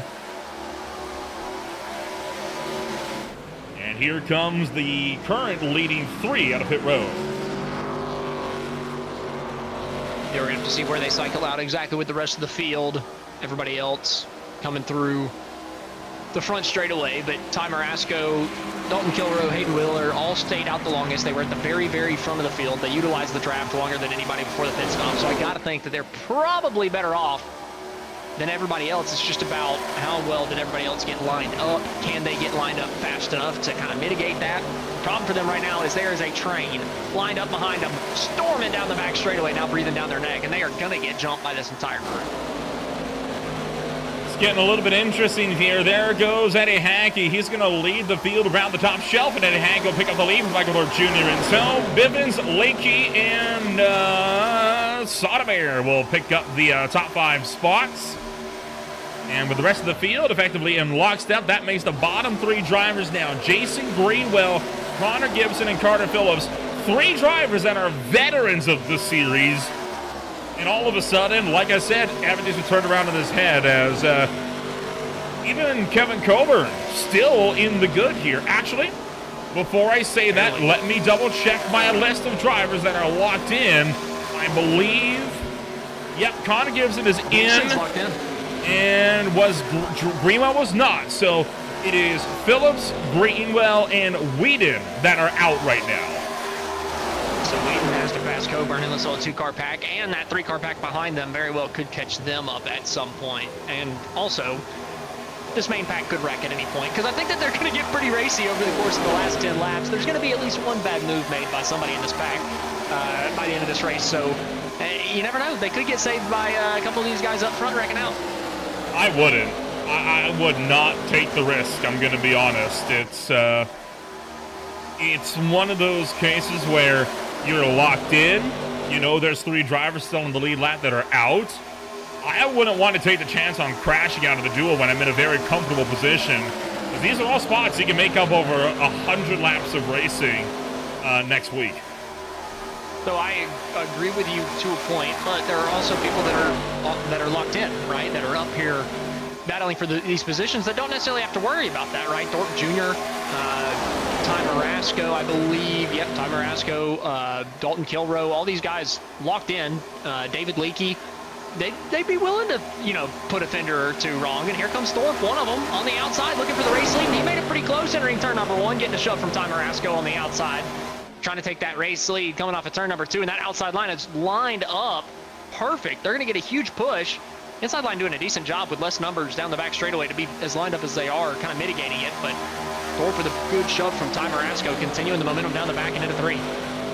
And Thorpe immediately jumps down across the nose of Haggy. So he is definitely making, trying to make tracks on keeping Marasco behind him. He's trying to control both lanes, and I don't blame him, right? I mean, he's had a lot go wrong over his HTRL career. He's got a lot of talent.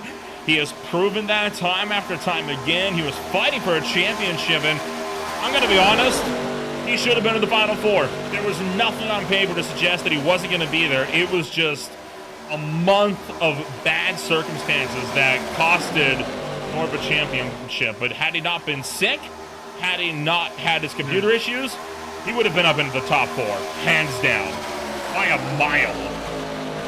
Yeah, heartbreak for Thorpe at the end of last season, hoping to right those wrongs that he had this season, right? It gives you a little bit of motivation whenever you feel like you're in championship form, but everything just goes wrong. So hopefully he can turn that into a motivating factor this season. But I've also got to point out, we've got a six-car train. It's been a battle, but they single-filed it out. But a 6-car battle for that transfer spot at the very back. 6 cars all under a blanket. Like I said, they just now single-filed out, but I got to think that there's going to be more racing between these guys here in a little bit. Like you mentioned earlier, Gibson, the only one out of these 6 that are actually locked in to locked into the main event next week. So the other 5 all running for 2 spots. And Gibson is running at the very tail end of this field, so it's the 5 cars to the head that are having this moment. So you've got right now Carter Phillips, Conrad Whedon, and Kevin Coburn that are all looking to battle it out amongst themselves at the final spot. And if that goes side by side, we'll jump back and keep eyes on that. But for now, we got 7 laps to go in duel number 2. And this front pack not going anywhere anytime soon. And don't forget, you've also got a second pack back here. Whoa, boy, oh, hello. What's going on here? Dustin Ping right the way down on the apron. He's going to fade to the back. As soon as you hit the button to switch, he was sideways. Coming out of the tri-oval, Ping got bumper hooked by Michael Thorpe Jr. coming out of the tri-oval. It was what I was talking about earlier. I said that it happened at Talladega over and over off of turn number 4. If you push as the car's unloading out of the banking, it just hooks. Great save, though, because that is a tough one to save if you're Dustin Ping. It cost him the lead draft, but ultimately at least kept his car clean. If he gets a caution, he'll have another shot at it. That is a wild moment. Right on board with Dustin Ping here and get a look at what this looked like from inside the car. Cat-like reflexes to keep that thing underneath him. I'm doing a good job not letting it hit that pit road, or pit in. God bless, pit exit wall. Or even the grass. It's a cone. I can't say anything. Pit exit cone. No, but if he hits the cone, he gets the entering a pit road illegally or whatever the penalty is. So he at least kept himself in it. I guess it doesn't matter too much for this not being a points race, but oh well. It's good practice for the main event next week. That's going to cause Dustin Ping to drop all the way back to the second pack right here, headed up by Nick Osipek and more. So he's going to have a lot of work ahead of him now if he wants to try to claw his way back. And again, needs a caution. Not out of the realm of possibility. And oh boy, well, Connor Gibson and Conrad Whedon are side by side now, and that has costed Whedon the draft. And unless there's a yellow flag, that might have just sealed the deal for Whedon. I mean, if they get hooked up, they'll be able to push back up to him. I think they're just within the draft of the cars up front to where if they, if Gibson gets to his back bumper, they can actually get back up to him. But Gibson's really not that close, so that might be it for Connor Whedon. That's going to be a tough way to lose it if it's just because you got side by side with a guy that was locked in. But obviously, he's having to make moves. He's having to try to get up here and finish, in one of the front 2 spots of this pack, Right now, that's Greenwell and Canfield. Coburn, Phillips, and Whedon would be the guys missing out. But up towards the front of the field, Dalton Kilrow, he's got a head of steam coming on the outside, and his teammate's going to pull up to the top with him. And so is Thorpe Jr. He's going to throw the block, and now Marasco down to the bottom, continuing the run. But Kilrow cannot go with him, and Marasco just does not have the help close enough. And so the games begin. Ty Marasco will jump down low. He'll take away the lead of the race from Thorpe. Well, maybe not. Thorpe actually with a real good run up top, and he's going to be pushed clear by Dalton Kilrow. Remember, Thorpe not teammates with Kilrow Wheeler, and yep, I saw that coming a mile away. Pushed him out in front until they were both clear. Then they immediately jumped down to the inside to get around him, and Thorpe can't do anything about it because he's got no help all of a sudden. Yeah, and if you're one of the other guys up here, you're a little frustrated because you see that these MFRD teammates or affiliates are all lined up now on the bottom side of the racetrack, and it's just so hard to beat a group of teammates that are willing to work together and just completely commit to the back bumper of the car in front of you, right, and not even worry about passing them.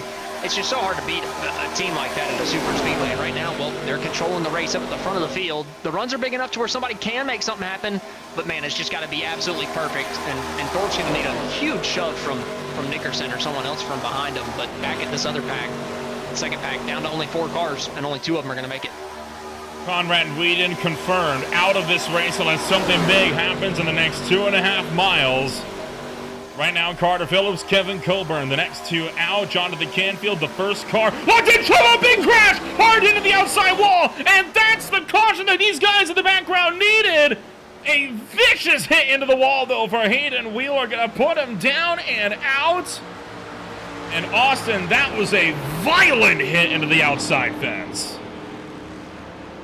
And that's just a bad bump draft again. The bumpers just hooked together, and Thorpe just absolutely destroys Hayden Wheeler down the front straightaway, and it's going to be interesting to see if he can get that car fixed. If any of these other guys, you know, sustain massive damage, Thorpe will be locked in, but Nickerson didn't make the playoffs last year, so he's got to see if he's got a lot of damage.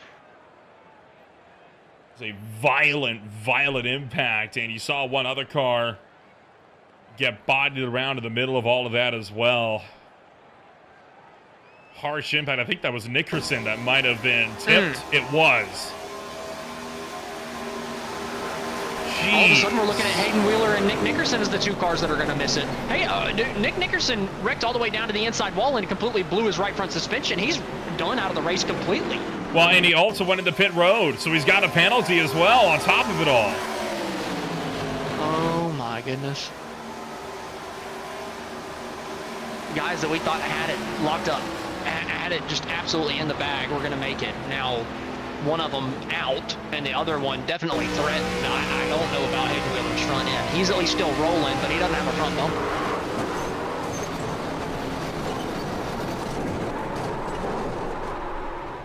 A vicious impact into the wall for Hayden Wheeler, and unfortunately, you saw Nick Nickerson get caught up in that as well. Conrad Whedon's into pit road. Tell you what, this is a saving grace with that number 11 car. He's got a chance now. Thorpe and Gibson are both locked into the tail of the field, so right now, the 3 cars at the tail are Whedon, Smith, and Nickerson. I want to point out, Hayden Wheeler is somehow still on the racetrack. I can't believe he didn't at least pit to try to get it fixed. I don't know. I just... That car's going to be off pace. Are we only 1 green, white? No, we're 3 green, white checkers. Yeah, he needed to come down and get that fixed with 3 green, white checkers. There's no way. There's no way he's going to get just steamrolled. Unless, you know, more cars wreck on the last lap and he passes them, then yeah, he's got a chance with that. But I don't know. He's only got 1 car guaranteed to be behind him with Nick Nickerson. Other than that, he's got to beat 2 others. It's going to be tough with a car that looks like that. We'll take a run back and right on board with Michael Thorpe Jr., who is also out of this race, but he is locked in because he was 8th place in points, exiting season number 3. This is what he saw. Trying to push Wheeler and just went wrong. And I'll tell you what, You called it. I said I wouldn't take the chance, and you said, yeah, I mean, you wouldn't take the chance if you weren't locked in, but if you were, like Thorpe, you got nothing to lose. You called it to perfection there. And I hate to say it, but there's not really anything Thorpe did much wrong there. I've been talking about it since the beginning of the night. These bumpers don't line up right. You cannot push in these things like you can in the Gen 7, right? Everybody's used to the Gen 7 or the truck where you can push the ever-living heck out of somebody, but these things, you can until you just line up perfectly incorrectly, and it's just the most random lineups that end up being wrong. What does this do for fuel? Because they were pushing hard the entire time. And some guys I noticed were running the apron to save. We had the caution on lap 29, so we were almost... Oh, man, that's a good question. It's not like they would have been good if it went on regulation. I think they might be good for one. I don't think they'll be good for if you go another. What I'm thinking. I think there might be one guy that's not good for one, maybe. But I think most everybody in here is probably good for one. But if we have another one, I'd be worried. I'd be thinking a lot of guys are going to be coming down pit road for gas if we get another one. Because you just fuel it up enough, right? Typically, you're not going to fill it up for much more than what you really need. Look, he's got the meatball though. He's taking the strategy of if I can't see it, it doesn't exist, and maybe trying to hope that car's wreck on the last lap. But yeah, that right front, I don't think that's to regulation, you know? Well, that's the problem. Even if he passes people on the last lap, he's got the meatball flag, so he's going to be demoted to last place on that lap. Is that how it works, though? Yes. Yeah, it is. Oh, boy. I'm pretty sure. I know that's how it works for a regular black flag, for Nick's sake, I hope I'm wrong. Well, because here's the thing. A meatball flag, you only get a black flag for that if you don't come down to fix it. I don't know what happens if you cross it with the meatball. Right. But we've had people that have crossed the line. I think you might be good, because it doesn't track that either. Because remember, it doesn't track that either, I don't think, until you go green. He might be good. We'll see here, though. Yeah, I don't... Oof. I don't know if we have any, we'll wait and see. He needs 3 people to wreck. Green flag up in the air this time by. So racing action resumes. Dalton Kilrow on point. Nickerson immediately drops off at the tail end. Whedon and Smith desperately need spots, and they're going to get one here because Hayden Wheeler immediately fades to the tail. And now it's a race to see if any one of them can catch up to Carter Phillips, who's the first car in that's safe. Actually, no, sorry. Smith is the one. Oh, trouble, more trouble. Car's spinning back straight away.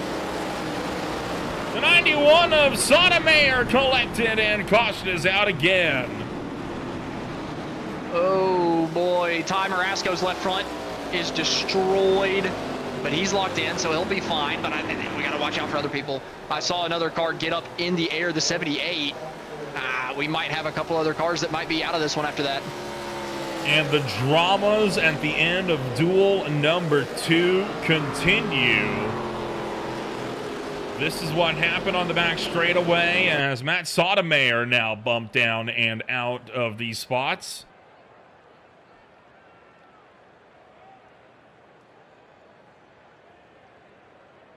Working the back straightaway.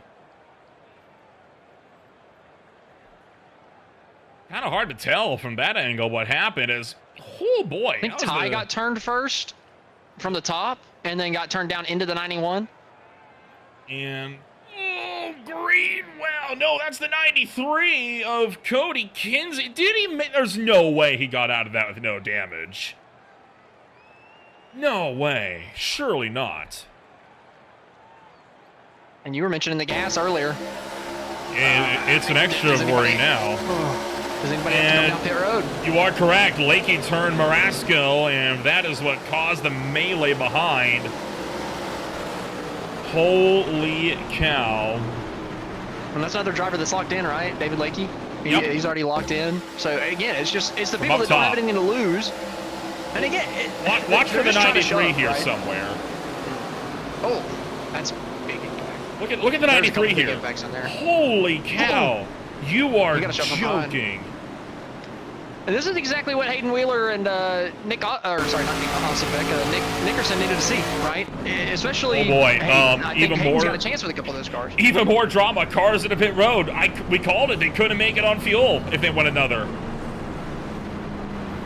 So some cars in the pit road This for the is fuel, some unreal. into it for damage. You can see that some of these cars look perfectly fine and they came down pit road. So you see, I think 3 of them came down to top off, 4 of them came down to top off. The rest of them, 5 of them to top off. The rest of them, the other 4 or 5, all coming down to fix the damage they just got under that last one. So This is on board with Cody Kinsey, the driver that made that wild moment on the back straightaway. One of the rookies entering today, and sees it happening. And oh, he got a little hit there, and yikes! Oh my goodness. that's a hell of a job after getting hit, right? He got hit from behind, still able to hang on to that thing with the car spinning around him. Great job from the 93, but gonna get on board from the car behind to see exactly what happened. How he got into the back of Coburn. him. Not able to see the wreck in front. He's the one that hit him. At this point. Yep. That is unbelievable. The race for the transfer spots are going to come down to a couple modifieds, I think. I think that we might have already got it settled. Sotomayor, Wheeler, and Porter are all in pit road and out of the race. They're not going to make it. I think they're fixing damage. They haven't gone a lap down yet, right? Wheeler's down there fixing damage, I think. I think Sotomayor's fixing damage. Nickerson, I think, is out of the race at this point. Yeah, he's disconnected. So Nickerson is 100% out. So the other 2 spots, it's still up in the air, but yep, Sotomayor's coming out of pit road right now. Wheeler's still in the box. I'm waiting to see if he actually ends up pulling out by the time they come out of 4. So right now, Sotomayor is the last car that is in. Porter is out. Bivens is out, and Wheeler is out as well. Everyone else is in. And critically, Wheeler's coming out. Critically, everybody from about 9th on up is not safe on fuel.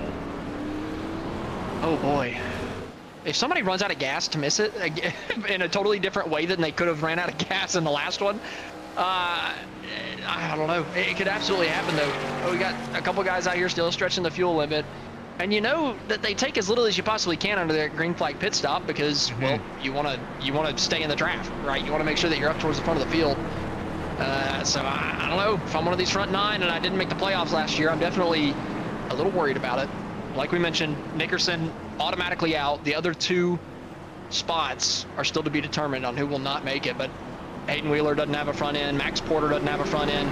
Mark Allen Blevins, actually his right front's off. So he's going to be out for real, big time. Like he's completely out. So only one other driver will miss it. It's going to be Mark Allen Bivens and Nick Nickerson and one more.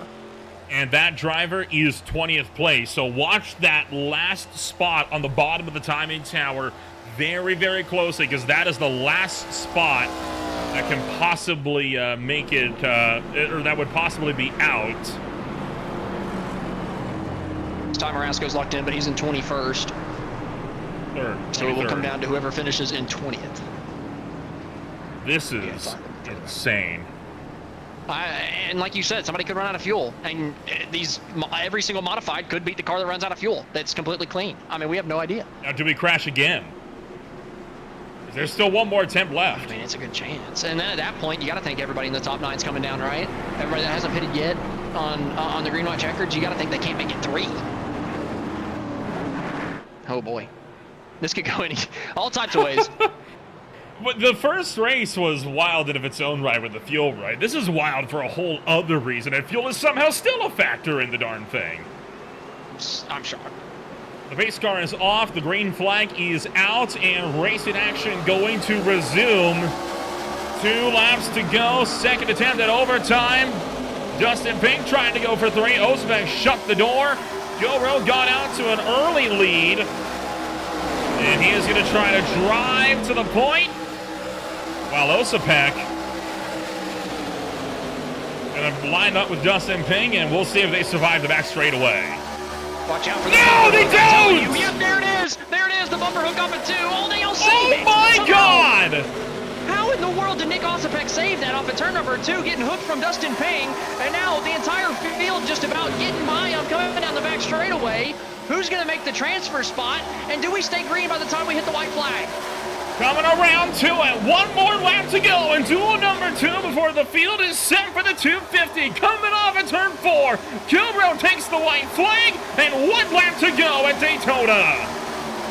Oh, and Ozapek's off the pace at the back. He got terminal damage. He's destroyed. He's the one that's missing out at this point unless they wreck further up. He was up there racing for the race lead, and he got taken out from a bumper hook. Now up at the front, Kilbro throwing a block up at the top of the racetrack, trying to hang on to the lead down the back. It could still happen. It's not done yet. Remember, Ozapek can still win this, still get himself into the show. 3 wide down the back straightaway. Pink takes to the lead as he's going to go to the bottom side. 3, 4 wide into return number 3. Somehow we don't crash it still. Off of turn number 4. Pink's got the top. Kilrow firing in behind. Off of the final corner. Who's got the run to the line? Oh, they're crashing almost. They're almost turned. Contact again. Pink hangs on for the win. And 3 by 3 for the entire finish behind as other cars cross the line. And Ozapek will be the one driver that does not make it. Or will he? Or will he? Because Sotomayor's out of fuel! Sotomayor's out! Ozapek! Ozapek gets around him and Sotomayor's out of this one! Are you kidding me? What have we just seen? Ozapek at the line! It ain't over until it's over.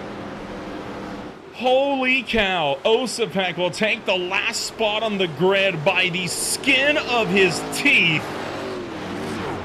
We need an extensive breakdown of that final lap. Oh my God. He got him right at the line. I can't believe what I've just seen. He ran out of gas down the back straightaway. You and are he started joking. sputtering and was just coasting all the way through 3 and 4. And Sotomayor gets passed right at the line by Ozapek, who was destroyed. And Dustin Ping has just enough fuel to burn it down. The Season 2 champion going to pick up his first Season 4 win here.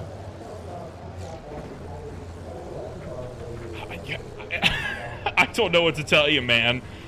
I don't know what to tell you. That was insane. And we're going to take a look at the entire thing. This is from the air on the entirety of the green light, white checkered finish. I think that's the only way to do this justice. I mean, Ozapek, let's let it play out.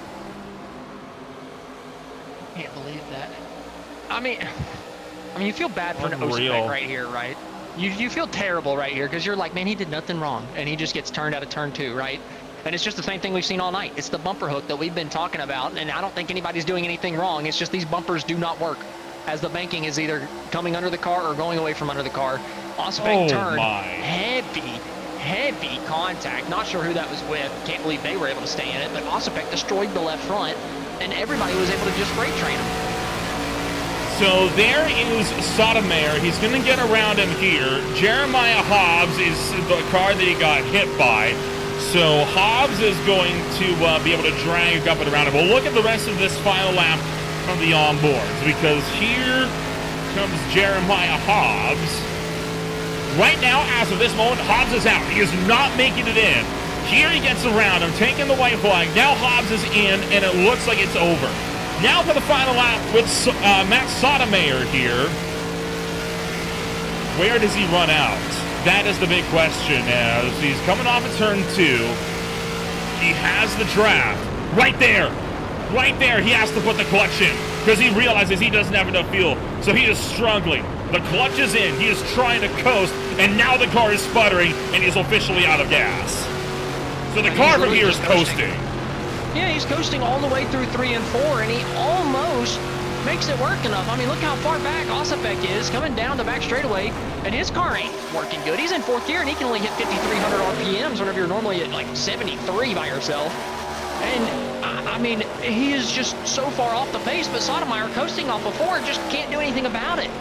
Coming down, I mean, they're both crawling, as it turns out, but Ozapek just barely had a little bit more in it.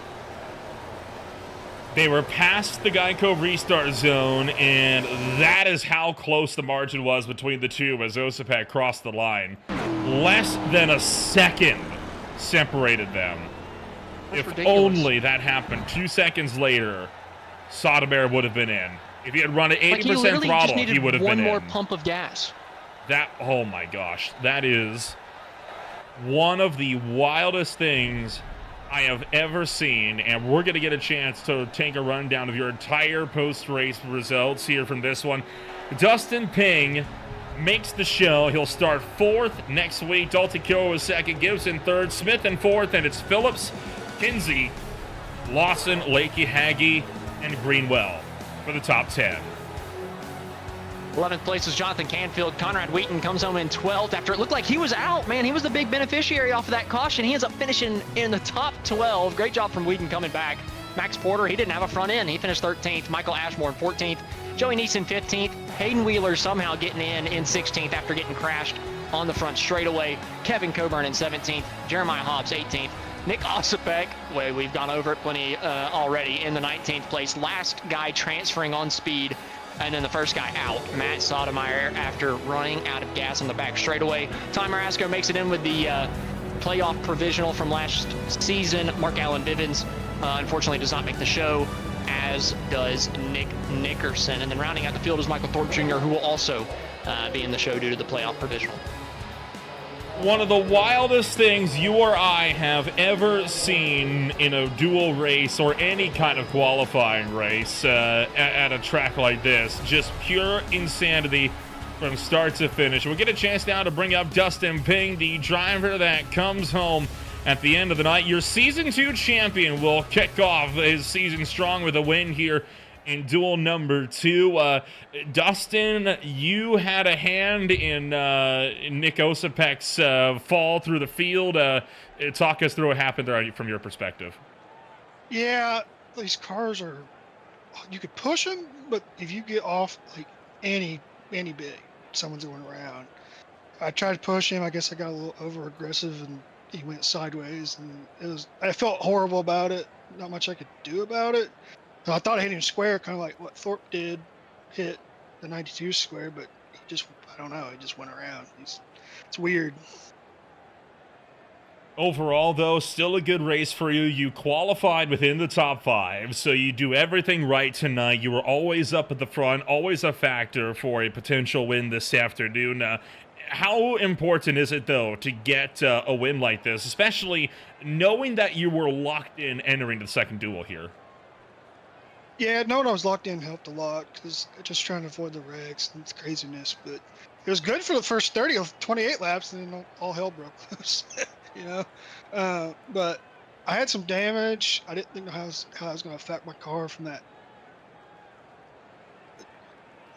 Yeah, it was good to get the win. Looking forward now to the main race, right? 100 laps coming on up. Were you able to take any notes from tonight that are going to be relevant for the coming week? Yeah, watch how you push people. That's gonna be the main thing, especially with 43 cars. It's gonna be a crazy show on next Monday. Hopefully, I'll be back home before then. So. Well, we'll wish you the best of luck when we go racing next week. Congratulations in the meantime on taking the win in duel number 2, and we'll see you next week for the 250. All right, thank you. Dustin Ping comes home number 1 this afternoon, and Austin, that takes us to the close of our racing action here this afternoon. That has got to be one of the wildest things I've ever seen in any kind of qualifying race on this channel. I'm speechless. I've never seen a transfer spot come down to something like that, and I don't like any form of racing that I've watched. I mean, I seriously can't think of one instance off the top of my head that was something like that, right? We had one car that was 50 miles an hour off the pace of Nick Osipek, literally running 144 miles around the racetrack with a broken left front suspension. And then we had a car that was running 130 miles off the pace, drag racing to the stripe to be able to make it into the race. Like, I don't know. I don't know how to even put it into words. I've never screamed that hard for 20th in my life. But man, that's a heck of a way to kick off the season, right? I mean, that was just ridiculous. And I'm glad that it ended the way it did. I feel terrible for Matt Sotomayor because he did just about everything he could and then just ran out of gas. But hey, Nick, for everybody that feels terrible about that, there's a winner in that, and tonight it was Nick Osipek. I mean, I got to think that he's feeling pretty daggum good after that. I would be feeling fantastic as well. And, well, there's still a lot to take part on Green Flag TV before we can get to the main 250-mile race coming on up on Green Flag TV. You, of course, have got yourself the Ole Miss HTRL Cup Series. They swing out to Kentucky Speedway tomorrow night at 8:45 p.m. Eastern Time. A brand new series thanks to Green Flag TV. Evan Basoko and Derek Watson bring you all the action for the TSR Sim Game Expo Truck Series for the Goodyear Tire of Fort Wayne 215 at Talladega on Wednesday night. The Speed Cup Series is out at Darlington on Thursday with the SRA IL Truck Series taking their own swing to the biggest, baddest track of the NASCAR circuit on Saturday. And Austin, you are back in the booth with me for the Classic IndyCar Series for Race 2 at Mobility Resort Motegi before we will, of course, be looking to see ASRL out once again on Sunday night. In the meantime, if you want to find out more about who we are and what we can offer you, check us out today at www.greenflagtv.com. As always, my name is Nolan Rampo. Tonight, joined alongside Austin Edstrom. What a wild race, and if tonight's anything to go by, next week is going to be all to play for. The championship kicks off at the 250 next week at Daytona.